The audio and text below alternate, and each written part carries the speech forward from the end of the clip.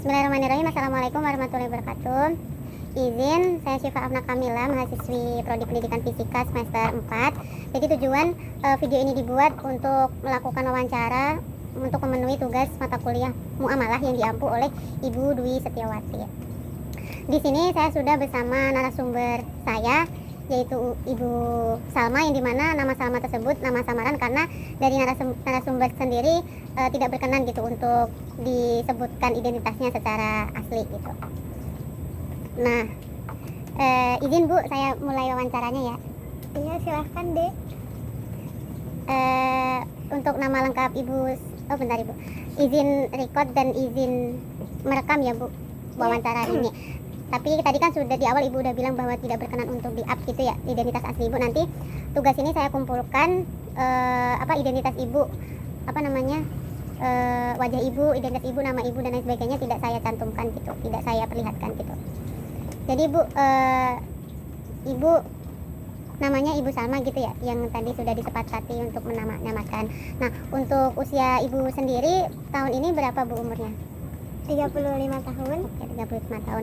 Ibu sendiri saat ini kan saya mengambil tema perihal wanita karir ya Bu ya, yang nantinya ada problem-problem gitu ya. Nah, Ibu sendiri karena wanita karir kan bekerja ya Bu, Ibu sendiri kerjanya kalau boleh tahu di mana Ibu? Kebetulan saya bekerja di bagian staf keuangan di perusahaan swasta yang berada di daerah Tangerang. Oh, baik. Ibu sendiri umur 35 sudah menikah Ibu? Sudah. Nah, itu udah berarti kalau sampai tahun 2025 sudah jalan berapa tahun Bu pernikahannya? 11 tahun. 11 tahun. Dan Ibu sampai saat ini sudah dikaruniai berapa anak Bu? 2 orang anak. Oh, 2 orang anak. Baik, mungkin itu info pribadi yang bisa Ibu sebutkan dan diizinkan untuk di-up gitu ya Bu, terkait identitas Ibu itu sendiri. Selanjutnya izin untuk memulai pertanyaan-pertanyaannya ya Bu ya. Nah, kalau bicara tentang wanita karir berarti kan Ibu bekerja. Nah, kalau boleh tahu sejak kapan gitu Ibu mulai bekerja itu sendiri? Kebetulan saya bekerja setelah lulus kuliah sekitar tahun 2012. Nah, awalnya saya bekerja untuk membantu keuangan keluarga, yaitu orang tua dan adik-adik saya. Tapi setelah menikah, saya tetap melanjutkan pekerjaan saya karena memang saya senang dengan pekerjaan saya.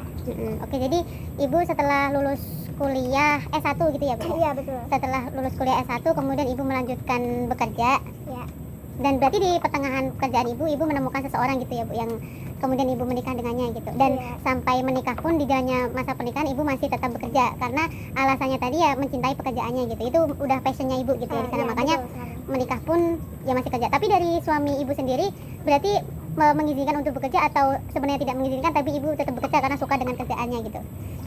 Mengizinkan, karena mengizinkan. Ya suami saya memberikan kebebasan untuk mau menjadi ibu rumah tangga yang diam di rumah ataupun yang tetap bekerja gitu loh.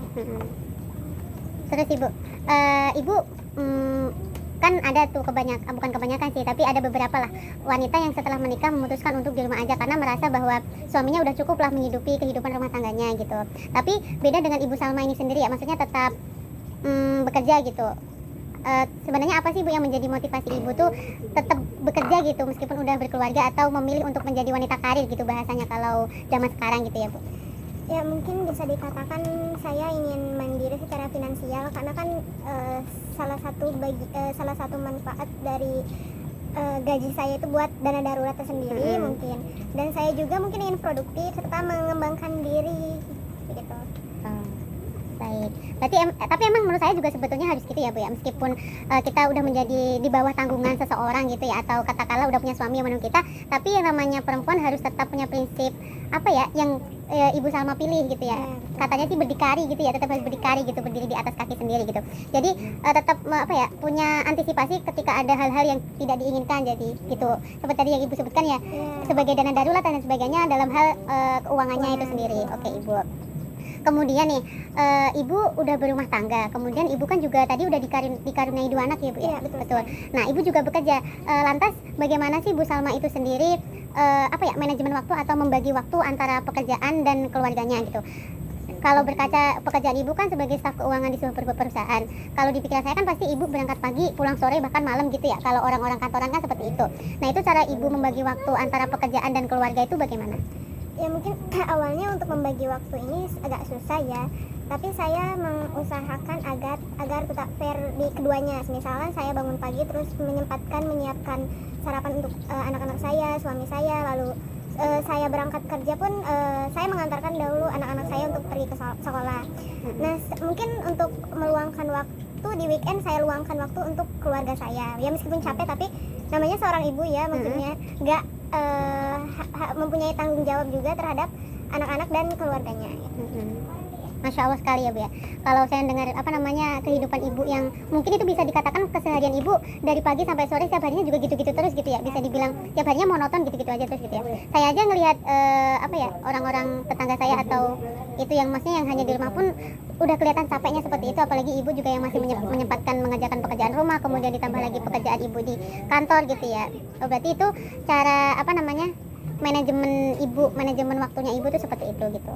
Nah, kemudian kita masuk ke topik intinya nih Bu ya. Jadi tema yang tadi saya sebutkan kan, yang saya ambil kan tentang wanita karir yang yang dari pilihan dia menjadi wanita karir gitu ya. Itu menimbulkan ada sedikit dinamika percikan-percikan dalam rumah tangga gitu ya. Gitu kan.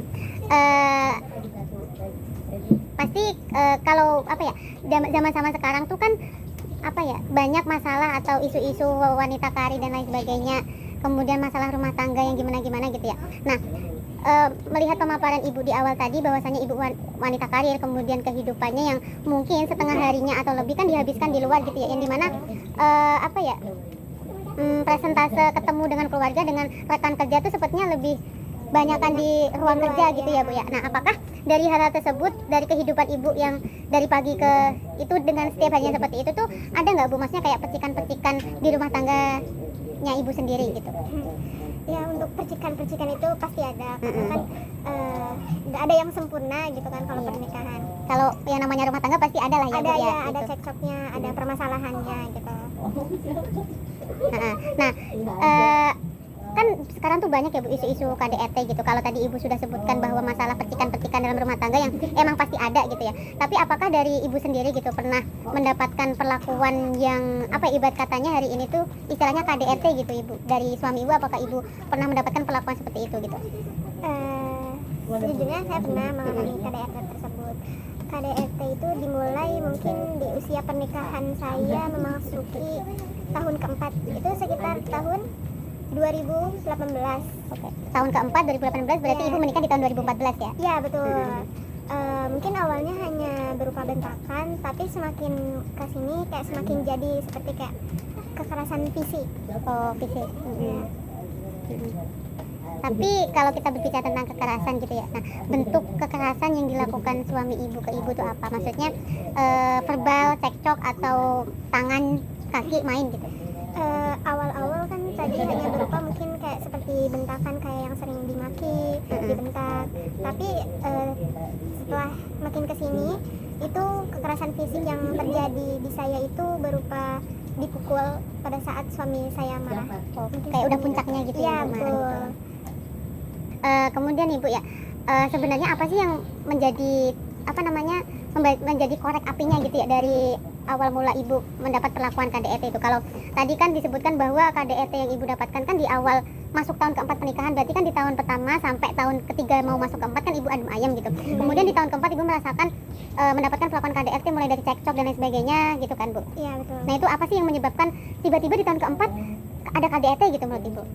Itu biasanya terjadi karena masalah ekonomi dan ego.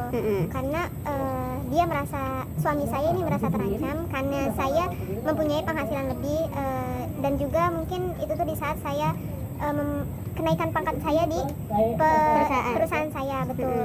Nah, kadang juga hal sepele yang memang harus diselesaikan dengan secara baik-baik, tapi dia buatnya rumit gitu. Terjadinya hal KDRT tersebut gitu.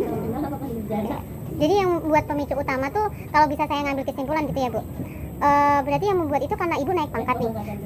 Berarti kan kalau naik pangkat berarti kemungkinan Ibu kesibukan di kantor pun makin ini ya Bu ya, makin makin sibuk gitu ya, makin ibu. Mungkin di situ letak kecemburuan suami ibu gitu kan. Maksudnya istrinya lebih sering di kantor daripada di rumah. Mungkin kalau sampai rumah ibunya udah capek dan mungkin merasa tidak diperhatikan gitu ya awalnya mungkin gitu. Tapi sebenarnya beliau kan harusnya juga paham. Toh awalnya juga suami ibu sendiri kan yang mengizinkan ibu untuk bekerja gitu ya. Betul sekali. Oke.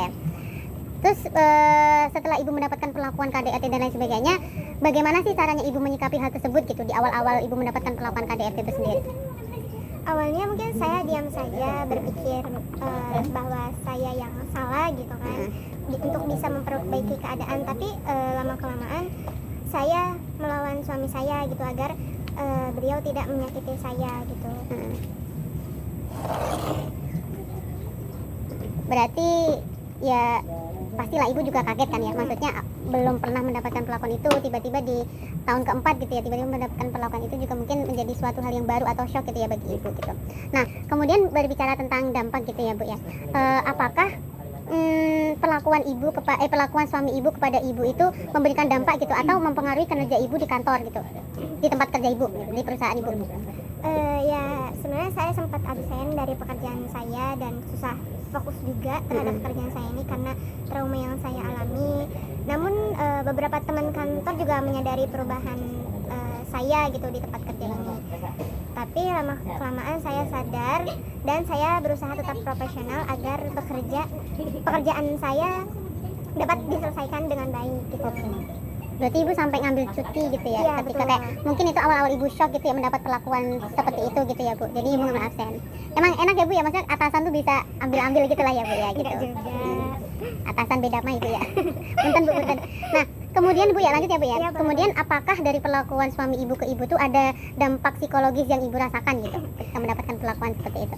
Tentunya saya mendapatkan depresi ringan ya, trauma, bahkan takut untuk berkontak fisik ataupun berdekatan dengan beliau juga gitu.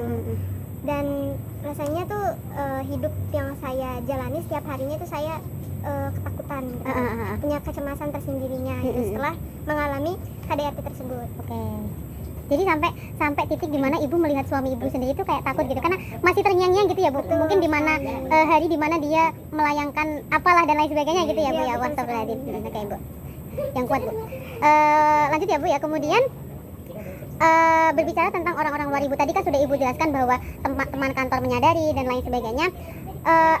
Bagaimana sih tanggapan lingkungan ibu gitu?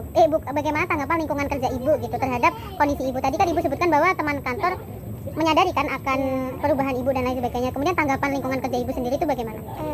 Alhamdulillahnya teman-teman kantor saya gitu, mereka mendukung saya, kayak mensupport saya dan tidak menghakimi. Bahkan mereka menghibur saya gitu di saat saya sedang down gitu kan, mencari menjadi teman cerita saya di saat saya mengalami hal tersebut gitu.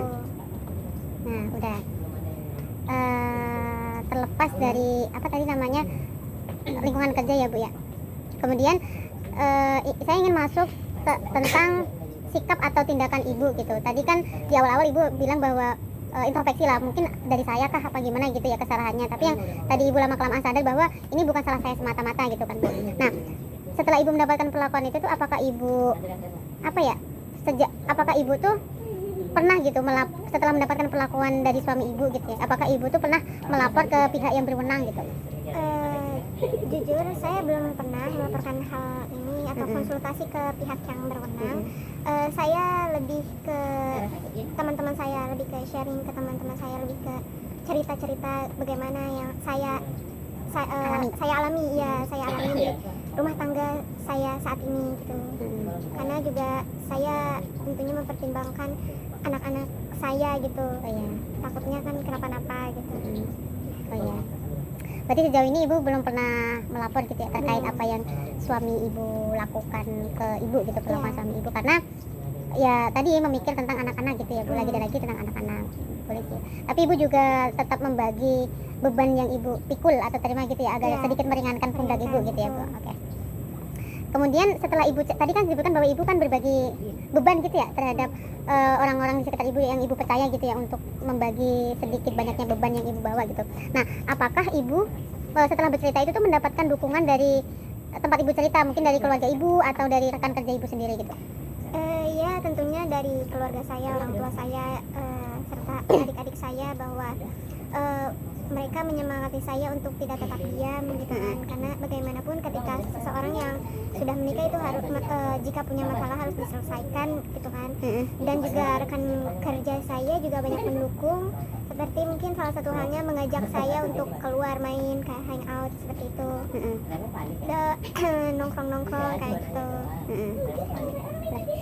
Kemudian Bu, apa ya? Berarti kalau semisal emang itu KDRT atau cekcok gitu ya antara ibu dan suami itu kan masuk tahun keempat di tahun 2018. Dimana kalau tahun 2018 ke 2025 kurang lebih udah 3 tahun, 7-8 tahunan ya Ibu. Nah, dari 7 tahun itu pun ibu masih bertahan gitu ya di dalam kapal atau bahtera rumah tangga ibu itu sendiri. Nah, bagaimana sih caranya ibu tuh menjaga diri gitu agar tetap kuat menghadapi kondisi ini gitu? Caranya ibu menghil diri ibu sendiri itu gimana gitu?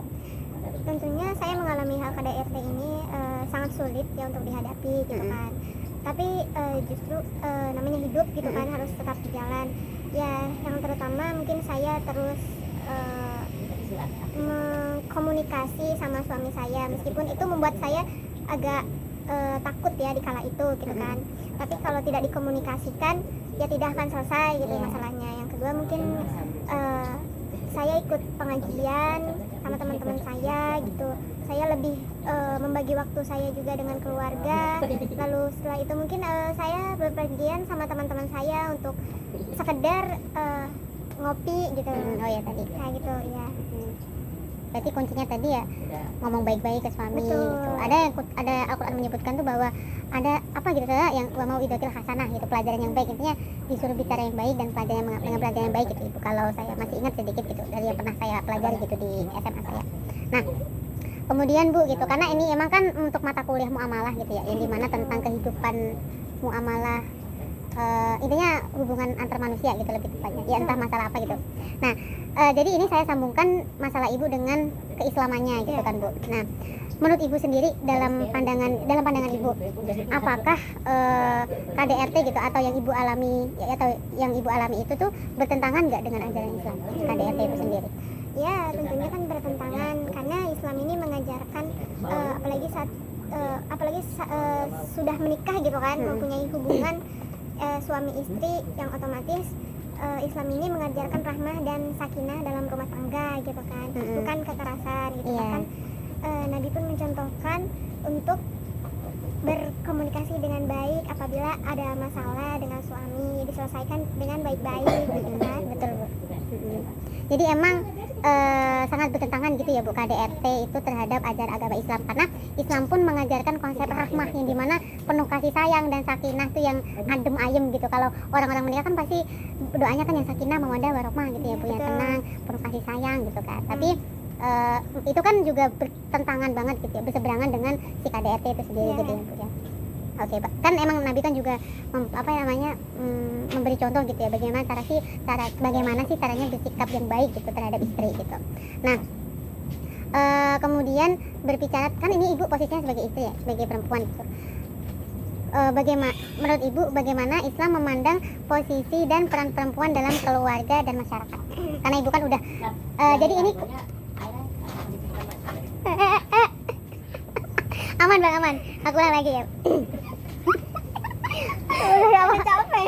Enggak, bentar lagi Bu, bentar lagi. Tadi apa ya tadi? Sambunginnya intronya apa? Langsung aja ke sini menurut ibu. Menurut ibu ini ibu kan wanita karir nih ya Bu ya.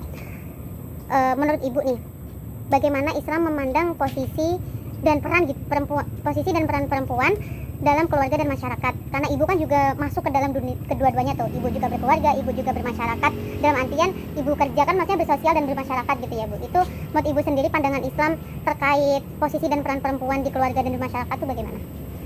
Ya, Islam sangat menghormati perempuan ya, karena perempuan itu bukan sebatas babuk di rumah gitu kan. Oh ya, bahasa kasarnya gitu ya Bu, maaf. Meskipun kayak orang tua biasanya kan, orang tua selalu berkata ngapain sekolah tinggi ujungnya tetap masuk dapur gitu kan.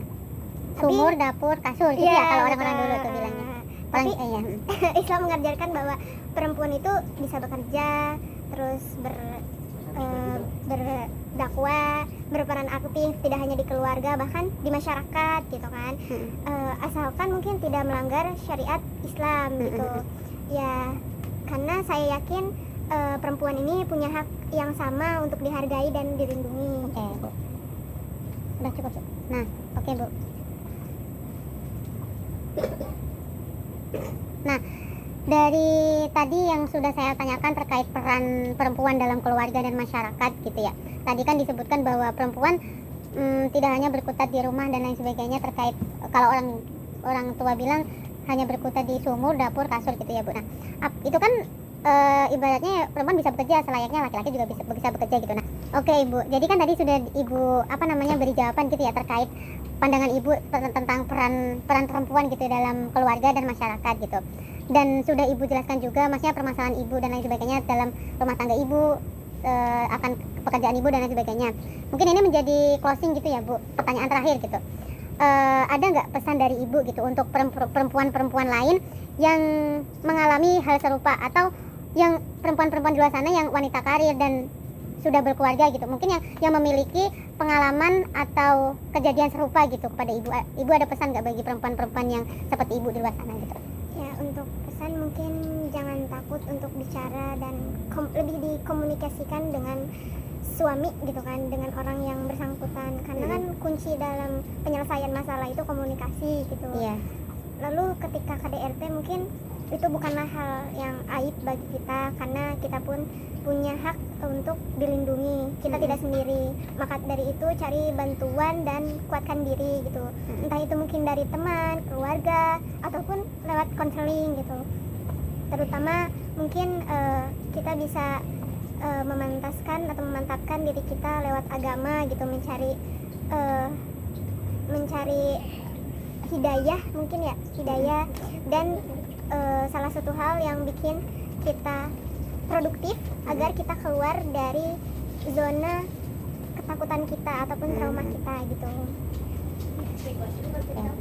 Jadi itu ya teman-teman pesan dari Ibu Salma gitu ya, untuk mungkin untuk perempuan-perempuan yang mengalami perlakuan serupa gitu ya dalam rumah tangganya gitu.